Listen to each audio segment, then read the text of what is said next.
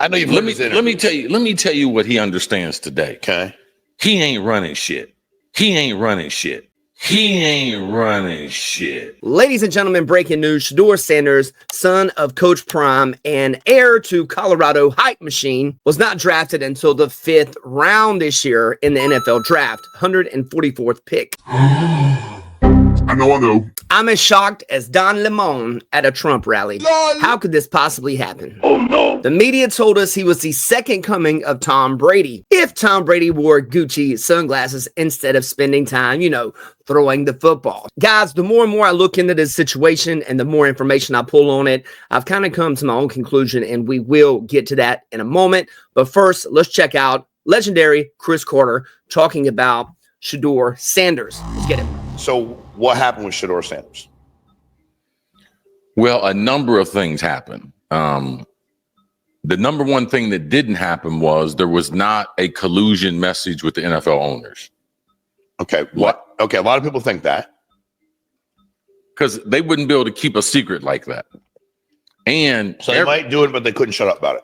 They wouldn't be able to shut up about it. But every owner is very, very selfish. Now, why would I do something to my detriment? Like if I need a quarterback and I think this kid is it, what he didn't realize is the guys that have fallen in the draft before, they all had unusual traits.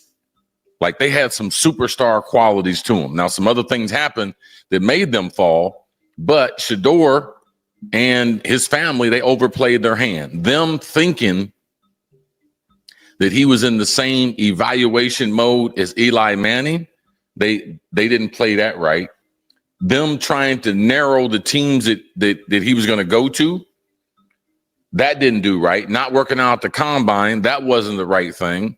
His interview process, obviously he could have done a lot better in that. Mm-hmm. A lot of people left that meeting, felt he was very, very entitled. Which meeting? Like, because they said Brian DeBall, Giants coach, had said he didn't like the meeting. He asked him, he had some book, was his playbook or something he was supposed to know, and he said he felt weird about it. I don't know who else said they didn't like the meeting with him. Or were just people behind the scenes saying they did? Well, the thing about it, they didn't draft him. I know that. So it's not the tape.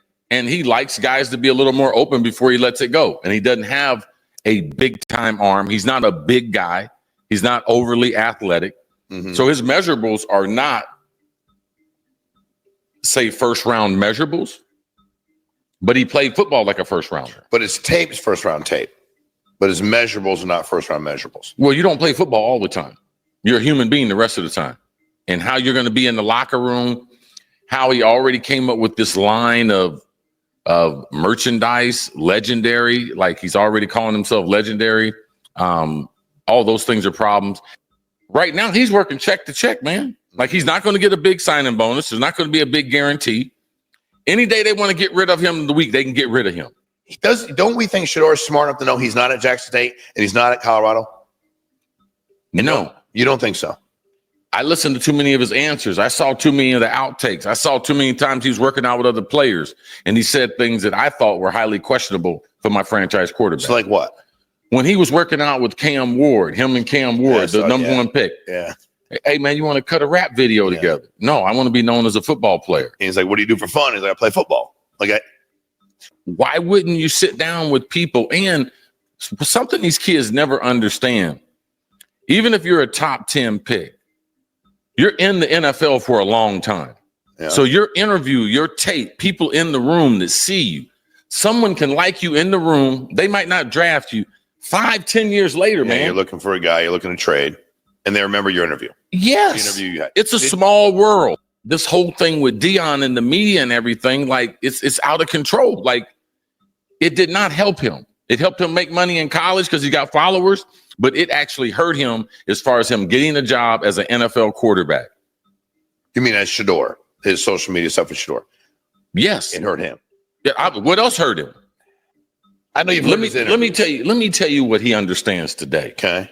He ain't running shit.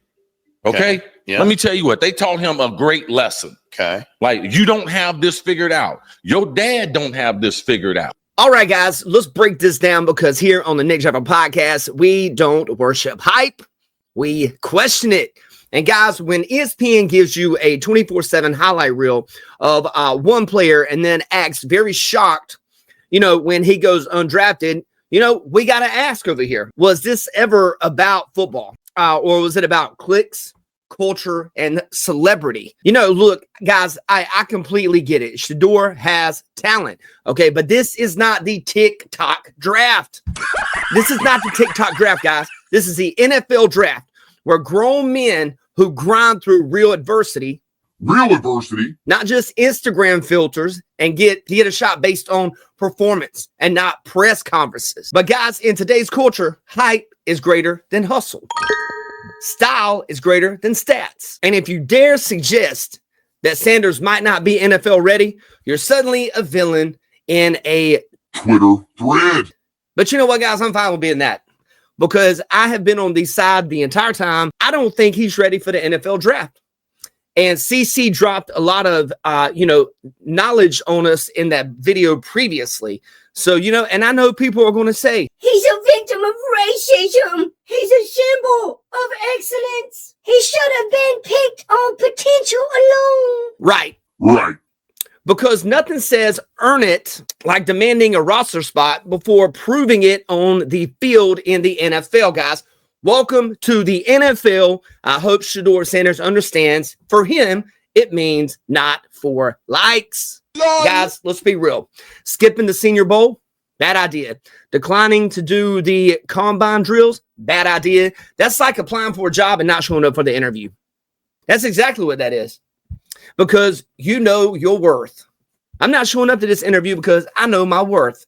That is ridiculous. And you know what? Well, guess what? The NFL just told you what your worth is right now, and it's zero.